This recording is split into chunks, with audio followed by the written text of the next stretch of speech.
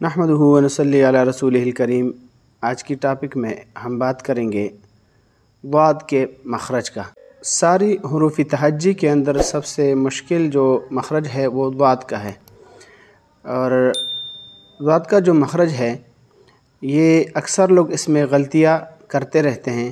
بعض لوگ اس کو ضاد پڑھتے ہیں دال واو الف دال، اور بعض لوگ اس کو ضاد پڑھتے ہیں ضا الف دال، تو یہ دونوں صحیح نہیں ہیں، لہٰذا اس کے اوپر کوشش کر لینی چاہیے۔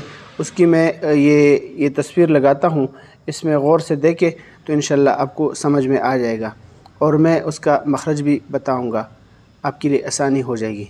حافظ لسان یعنی زبان کی کروٹ دائیں طرف یا بائیں طرف، اضراس علیا یعنی اوپر کی داڑھوں کی جڑ سے لگانے سے جو حرف ادا ہوتا ہے اس کو ضاد کہتے ہیں۔ تو لہٰذا ضاد عربی حروف تہجی کے اندر سب سے مشکل ترین مخرج ضاد کا ہے، اور اس کے سمجھنے کے لیے صرف سمجھنا کافی نہیں ہے، بلکہ کسی مجود قاری کے پاس جا کر اس کو اچھی طرح سیکھ لینا یہ بہتر ہے۔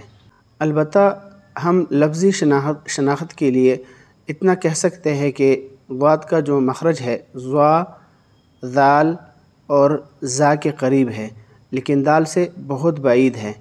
جمال القرآن صفحہ نمبر 8۔